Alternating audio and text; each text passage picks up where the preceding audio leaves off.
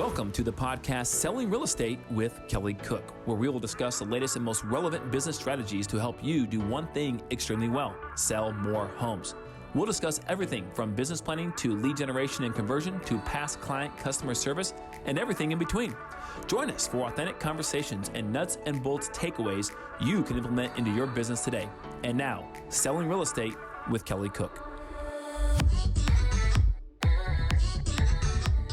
Hello, everybody, and welcome back to another episode of Selling Real Estate with Kelly Cook. Kelly, how are you going to end your day today? What's going to be the last thing that you do before you clock out and go home? Clock out. Clock out, man! I haven't clocked out for yeah, decades. you hypothetically clock out. You check out and go home. Yeah, What's usually like your last end of the day task? Well, today it's actually going to be reconnecting with a past client that I sold the house for about 5 years ago, and she got into a rental, and now she's getting the itch to buy again because she thought maybe that part of her retirement plan would be just to rent, and now she's kind of getting the itch to buy because a lot of reasons, right? All the things that Rents are got not good up with rent. and She has no control over what she can do to her own place and all this stuff, right? So I'm going to meet with her at her house today, late afternoon, and that will be the last appointment of the day. And it'll be a good one because she's awesome. She's really cool. Great. So it's always fun to reconnect with old past clients. And then tomorrow is kids' last day of school. Ooh. So we got to get prepped up and ready for the last day, or I got to make sure I'm going to walk them in. They're still all in elementary school. I'm going to walk them into their school tomorrow. You normally just drive by. And your older ones, are they, how old's your oldest? So 11, 8, 9, 11. So Yep. will they still be in elementary school next year, or they Nope. go off to middle school? Nope, middle school is sixth grade. Last day. Last day, they're all together in Yes. elementary school. So big day tomorrow, big day. Yes, that's awesome. Okay. Well, so Kelly's going to end the day on a good note. Tomorrow, send his babies off to school for their last day. And great. My kid's last day of school is actually tomorrow as well, but she's only in second grade, so got a while to go in elementary school. So wonderful. Well, today we thought that we would talk a little bit about kind of meshing operations and lead generation, kind of meshing all of that together today, getting back to basics after we've talked about some timely topics recently. Last week, we did talk about handling kind of the objection or giving options for people who tell you they don't want to sell because the interest rates are too high. Why would they give that up? So I know that's a question or a conversation that you're having a lot right now. So make sure you go back and listen to that episode. But today we're going to dive into, like I said, some operational stuff, some lead generation stuff, and that is systems for calling, for lead generating So lead generation, but specifically your calls, right? Which should probably be part of your overall lead generation strategy. If it's not, probably should make it one. But not just saying, yep, we call here, we do that, but actually having some sort of system. I know there's a lot of different teams or solo agents who kind of have, you can play around with the specifics of what that looks like, but you do need to have a system in place to make sure it's getting done, right? And it's effective. Yep. So Kelly, let's jump into it. I love this one because, it's interesting. A lot of people don't want to associate calling with the job of being a realtor. So let's back up. The first thing everyone needs to recognize is that there are two jobs when it comes to being a realtor. You have the second part, which is the part that everyone sees on TV, right? $1 million listing, selling New York, whatever, right? Yep. Yeah, you're opening doors, you're seeing cool houses, all this stuff. And that does happen. You see a lot of not so cool houses too. Let's be clear about that, right? Most people do, at least. And so you have that part. And that's the fun part. You're interacting with the customer and the client, and you're going around seeing houses, and you're going to find the house of their dreams. But the first part that everyone seems to forget about, conveniently, is the job of client acquisition. If you don't have a client, how can you show anyone a house? So you have to have that going for yourself first. Well, people want to just brush by that and just go right to the second thing, but that's not going to work too well. And so they will just kind of, make excuses for why they don't have, number one, working very well for themselves. And then they'll finally get somebody and they'll cling on to that person for dear life, right? Because that's all they have going on. And they'll spend all their time working on trying to fit a round peg into a square hole potentially, because maybe that person's not really quite ready to buy yet. Maybe they're just, starting the process. Maybe that person is just considering relocating because they don't have that job transfer just quite yet, or whatever it is. And instead of just understanding that you need to service that client to the best of your ability, give them all the attention they need, but you don't sit there and just make that an excuse not to do other things like client acquisition, then you're going to be not in such a great position when it comes to real estate. You need insurance for yourself. Yeah. Yeah. And I don't know if they sell that kind, right? But that'd be great. Maybe we should start that business. But anyways, I think they call it cash advance on your realtor check, right? Or your commission check. That's what they call it, which is not good. Don't do that. That's a real thing? So you're saying that is a real thing? Oh yeah. Okay. Oh yeah. Cash advance. Yes. Well, and people I know do it. cash It's advance unbelievable. is a thing, but I didn't know, I guess for real estate. Yeah. Not just your car title or a real estate commission check. It's unbelievable, right? It's unbelievable. So don't do that, people. Please don't do that. Instead, insure yourself. Insure yourself. Bet on yourself. Have someone hold you accountable, whether you have to pay them or not, to do lead generation. Now, specifically today, what's the system that you could instill into your business specifically around calls? Now, like Elizabeth said, there are many levers, not an overabundance of them, but there are good options out there for lead generation levers when it comes to what you're going to use to try to obtain a client. There are things like calls, social media, direct messaging. So it's two-way conversations, not posting, direct messaging. There are open houses, door knocking, networking groups. But even then, there's only so many that you can do consistently where you're trying to find and bump into new people. Direct mail, correct. And there's pros and cons to all of them. The most efficient one by far is using the phone. You just have to be okay with some rejection. So like Elizabeth said, how do you know, number one, how many people you have to bump into, have a conversation with about real estate on a daily basis? First of all, how much money you want to make. And this goes back to business planning, which we're not going to go into that. But then from there, you figure out how many people per day you need to make contact with about real estate. Not just make contact with about fuzzy cats and rainbows, but real estate specifically. And you're going to strike out on some days, and that's okay. But you have to know that it's consistency over time, and that if you strike out 3 days in a row, and you talk to all the people you're supposed to talk to, but they all say no, no, no, you're going to eventually get someone to say yes. And that's just how it works. So how do you do it in a manner in which it's not a marathon, but a sprint every single day? And repeatable. And repeatable and scalable. Because if it's a marathon, you won't continue to do it, right? Only so many people can do a marathon. Even then, when the marathon's over, the marathon people stop running, right? Kelly's one of those people that can do a marathon, by the way. Only if it's in an Ironman, right? That's the only way I'll do it. Just running by itself, I don't know. It's weird. So yeah. But yeah, there's a lot of endurance that goes with that. So instead, make it be a sprint, 1 to 2 hours every single day. 5 days a week. You could even do 4 days a week if you're willing to double up your time during those days, or increase it by 25%, whatever it may be. So you do what's right for you, but just know you need to know your number. You need to then commit to it, and you need to show up every single day. Now, here's a system that we use. Once you know your number, you need to make these contacts, and the phone is the most efficient way to do it. Because for example, you could direct message 50 people on social media, and that will take actually some time, honestly. I don't know how long it'll take, but it'll take a little while. But what if only 5 reply? Well, that's only 5. That's not 50 contacts for that day. So it's one of those things, right, where you have to have someone reply. The one thing you can ensure with a phone call is that if they don't pick up, then obviously it's not. But if they pick up and you have a conversation with them about real estate, even though it may only last 12 seconds, that is a conversation. They just weren't ready. You caught them at a bad time. So you can get through more people on the telephone, and you have to just be okay with knowing that's what you're doing. And you're probably going to interrupt someone's day. It's like Jeb Blount says, who wrote the book Fanatical Prospecting, Sales EQ, a lot of good books. He's a coach, a real estate coach, sales coach, really. And he says some really good things, but he said you have to understand that you are going to interrupt someone's day. So let's not romanticize about it. Let's not try to act like we're their best friend. Nobody's waiting for your call. Exactly. Don't act like you're not going to romanticize. You're not going to make them your best friend in 14 seconds. And so just get out your mouth what it is you're calling them for.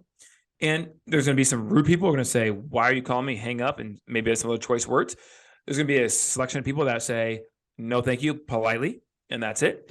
And then there'll be a section of people who in some form or fashion say, sure, keep in touch, to maybe as much as even a, yes, I'm ready. So that's how it works. But if you only are able to in 1 hour knock on 15 doors, well, in that same 1 hour, you could potentially have the ability to call 100 people, or whatever it may be. I mean, seriously, you could. Obviously, it takes a lot. You got to be very efficient doing that. It also depends on how many conversations you have, how long they are, et cetera, et cetera. But at least if you got 50 compared to 15, that is incredible. It's much more efficient.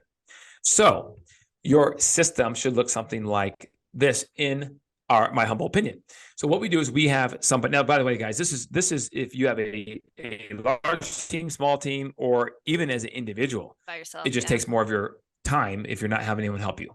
Right. So, but if you don't have any business, you're new and all you have is time, then maybe this is worth it because you have more time than you do money.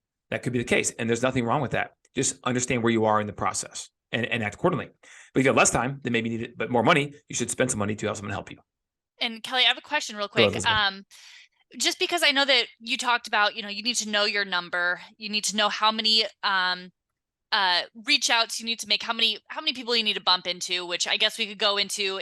You're gonna probably actually talk to 10% of the people that you call, whatever. I don't know if you break it down that way, but I know that everybody kind of varies on what their number is. What is kind of an average goal, or an example goal that you should have for how many phone calls you should make, or how many reach out, or how many conversations you should have per day? Well, typically we say, but you're going to be able to get a hold of 15 to 20% of the people you call. Okay. Sometimes it's less, sometimes a little more. 15 to 20. So let's just call 15 is going low end. That means if you need to talk to 15 people, you're going to have to call somewhere around 100. Okay. That could take 1 hour, 2 hours, 3 hours. Depends on how efficient you are, how dedicated you are, how less distracted you are. But that is the average number. Now, if you're calling some sort of data, like maybe you have a database where you have old leads, people wanted to be contacted. And so they might be a little more apt to have a legitimate phone number, right? All these things. Then maybe it's more like 20%, maybe in 22, 23. If you're calling your past clients, well, then obviously it's much higher than that, probably 50%. Some people will be at work and not available. Some people will be at work and available or not at work at all, whatever, right? So you have that going for you. Depends on the data you're calling. But generally speaking, because if you're newer, especially, or you're still trying to build your business, even though you're maybe not new, you're just trying to take it to next level faster, then 15% is about what you're looking at. So that's a good question. Now you can't control that, but what you can control is how many people you actually call. That's what you can't control. To raise and that's that what everyone percentage. Yeah. Well, to hit that percentage. Yeah, no doubt about it, right? If you do 200, 15% is 30. So I spoke with 30 people instead of 15. And you speak to 30 people, even if you're not that good on the phone, your likelihood is that you're going to find somebody say, sure, let's meet. I would like to buy or sell or whatever it may be, invest in real estate. So you're just playing the odds on this percentage. And that's what any salesperson does. There's a great book called Go for No. Most people have heard of this, but what I love about it is it re-engineers the thought process behind sales, especially telephone sales. What they found out, Elizabeth, was that a corporation that was given as the example in this book, Go for No, what they found out is that let me just cut to the chase. What they did is they gave an award out at the end of every year to the top salesperson. And you know how they gave that award out? Not by who had the most sales, by who had the most rejections, the most no's. They tracked it. You had to report your numbers like any other sales organization would require you to do. And they gave the top salesperson got an award for the most rejection received. Because what they realized is that the person who had the most rejection, just coincidentally, was a top salesperson every single year. And so that they re-engineer the minds to say, look, guys, if you want to be the top person in sales, if you want to have a good career in sales, make money, et cetera, then it's about going for no's. It's re-gamifying this. So now they did little things like this. Hey, if you know on average that it takes 9 no's to get 1 yes, then what they do is they start playing games with it. They pull out 9 quarters, lay them on the desk in a row. And the minute they got someone to say, go fly a kite, they said, okay, great, have a great day. Hung the phone up and they took the quarter and moved it up. Now they have 8. Only 8 more left to go. And now I got an appointment coming. It's coming. I just got 8 more to go. right? And when you start thinking that way, think about the freedom it gives your mind, right? And yourself to be almost kind of looking forward to getting that no, because you're one step closer to that yes. Yeah. It's crazy, but You're no weeding one them out looks to at it. get to the one that'll say yes. Yeah, it's a great, and so if someone can get there in the mind space, then they're going to be very successful in sales. I don't care if it's selling real estate or bicycles or whatever it is, doesn't matter, because the sales is still sales at the end of the day. So that's very important. Now, when you are going through the process of trying to call people, you need to have data. If you don't have data, it's hard. Now, there's places you can get data. Depends on what you want to call. You could call expireds, canceled, FSBOs. I mean, I'm just running through the data list that we provide our team, right? We provide those three: expireds, cancels, FSBOs. We provide also $0 transfer lists. These are people that transfer the title of the name of on the name of the property to a different name. Could be a different individual, like maybe the married couple, but they don't sell it. They're not transferring ownership to a non person that's not related to them, right? Or maybe to an entity or out of an entity, trust, LLC, whatever it may be. And that is sometimes, not all the time, sometimes a good recognition or good indicator, that this person is getting ready to sell. And so that's a good list you could call. Another one would be that we provide is the absentee owner list, and the absentee owner list with the age of 65 years and older. We also provide an equity list of a certain neighborhood that you would like to maybe call, of people that have, say 30% equity in the house or more. And it's just an average based upon when they potentially purchased. So all these lists we provide. We also provide a pond. We have a pond of leads that have over 30,000 contacts in them that you can go fishing in because they went dead along the way. Something happened, couldn't get a hold of them anymore. Whatever it may be, couldn't, maybe they said, no, thank you right now. And the agent just forgot to follow up, whatever it is, right? There's all kinds of things that happen for that. So we provide all kinds of data for people. Used to do probate as well, because when, as sad as that is, when someone passes away, most of the time they have an asset they need to sell. And if you're not going to, if you don't provide a good service for that, then you shouldn't call. But if you think you could and would, then you should call. And are able to handle it with tact. And, yeah, obviously. And you should. Why? Because at the end of the day, if they have to sell it, they're going to call somebody.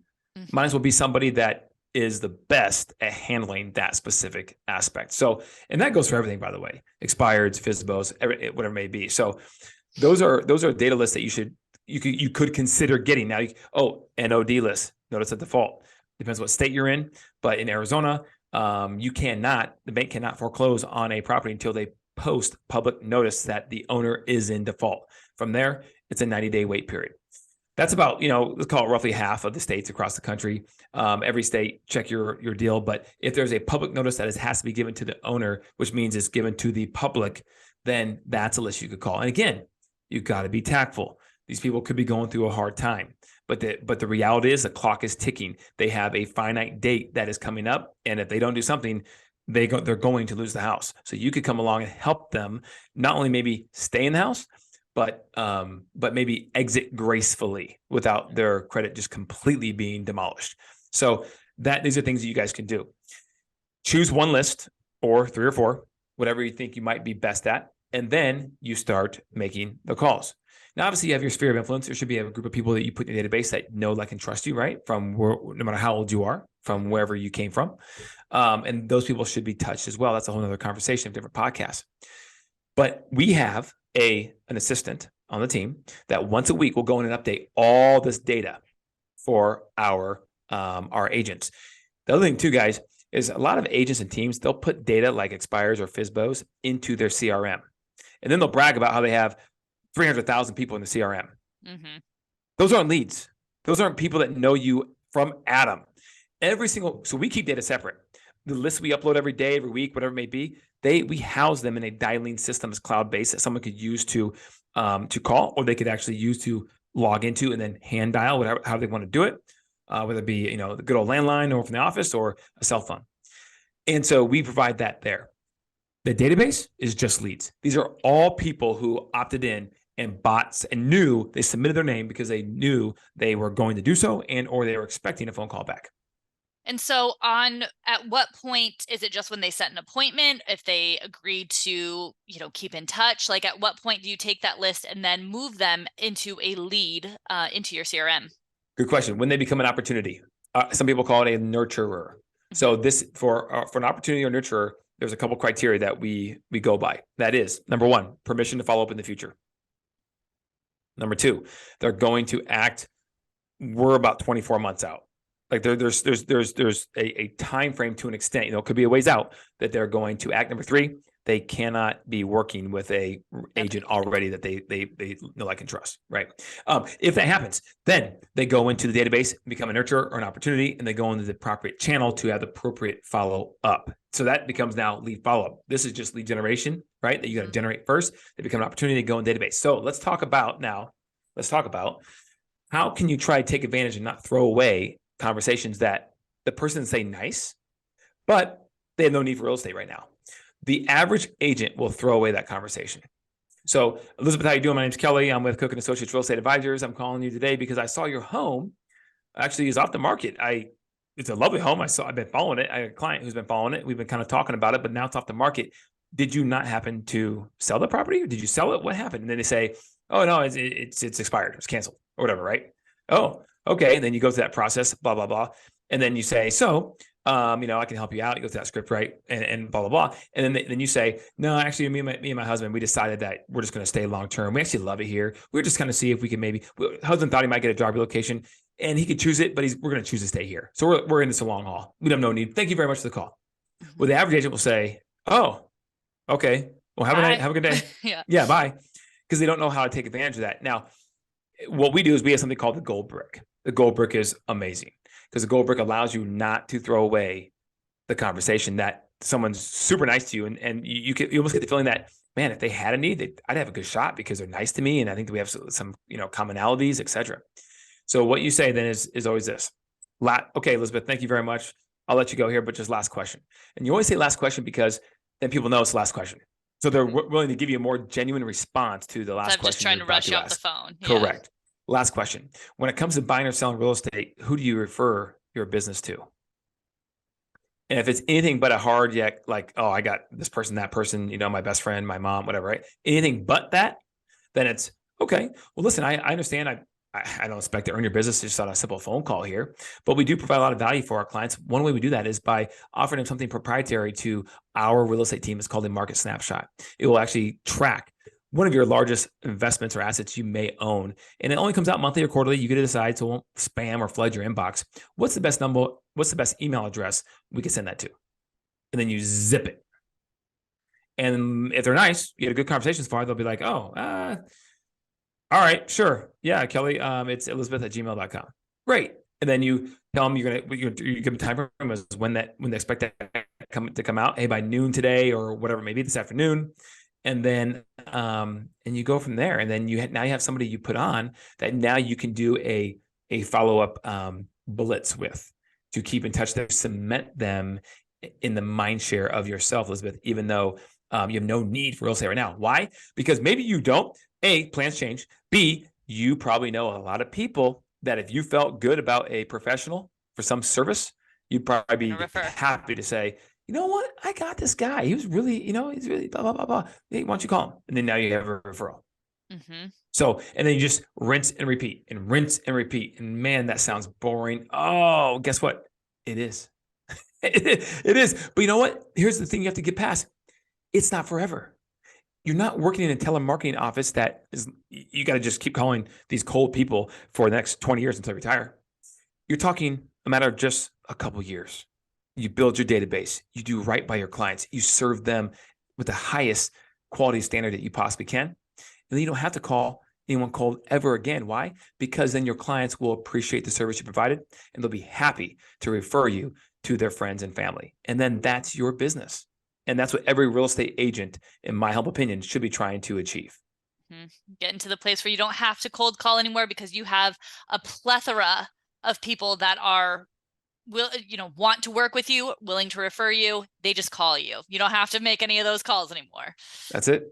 That's exactly right. So that should be the system. Know your number. Show up every day. At least be 90% if you can. right? At least be 90% every day. Go as long as you need to until you hit that number. And then have the data that you're going to call, right, downloaded, and have your scripts ready to go, right? The two biggest reasons people won't call, they don't know who to call or what to say. So if you, because you don't have anyone else, can help eliminate that for yourself by having data downloaded ready to go like the night before, ready to roll, and having a script book that you buy from somebody or you get from somebody that's just there ready to go, then you say, well, I'm calling this data set today. You hit the little button right here that brings the setup, and then you go to table of contents. Oh, you go to that page. There's my script, and you grab the phone, and away we go, right? And that's it. I like that very physical description of the system there. So not only are we telling you how to do it, Kelly just showed you exactly how to do it. That's it. Flip the page. That's it. Love it. But if you don't prepare, if you don't actually get the script ready to go, and of course practice you're it, gonna be right? flustered, Yeah, and you don't have the data set ready to go. You're gonna walk in the office at 9 o'clock, and you're like, okay, I know I should call. Oh, I'm gonna do it. Okay, and all of a sudden, like, well, you know what? I don't have the data set. Man, by the time I get the data set downloaded, it'll be 9:45 and ready to go. And then I don't know, I have to leave here at 11 anyway. So at this point, maybe just check some emails, and then I'll be out. And then I'm saying this is the real thing that happens to real estate agents. It's a real thing, and it is a disease. It's awful. And as soon as you get on that kind of train, it's hard to get off. And if you're, scrambling for your scripts or whatever, when you're on the phone, then you don't sound confident. Nobody wants to talk. They're like, this person doesn't know what they're talking about. Bingo. So yeah, be prepared before you even start making those calls. Make sure you got it all set up and ready to go. So perfect. And Kelly, speaking of all this calling, if anybody wants to call, text, email, anything, get in touch with you as one of their first calls of the day, where can they reach you? That was good. I like that. Yeah. 480-227-2028. I'll fire you up for the day. If you reach out or social media, guys, check us out on Instagram. We, and YouTube, Everything Phoenix at YouTube, and Instagram is Kelly Cook Homes. Perfect. And then, if you are looking to get some help making these calls, get some agents under you to, help, get that number higher for your reach outs, get those contacts higher, get your appointments higher, and you want to start building your team, go on over to buildyourrealestateteam.com. And there is a kind of a guide there for exactly how you can get started doing that. So go download that, buildyourrealestateteam.com. And Kelly, have a great day tomorrow, dropping your kids off at their last day, getting ready for summer. And good luck with your past client today that you're talking to. Thanks, Elizabeth. I appreciate it. And best of luck to you today, too, with school ending tomorrow. Yes, absolutely. It'll be fun. So we'll see you guys next week. See you guys.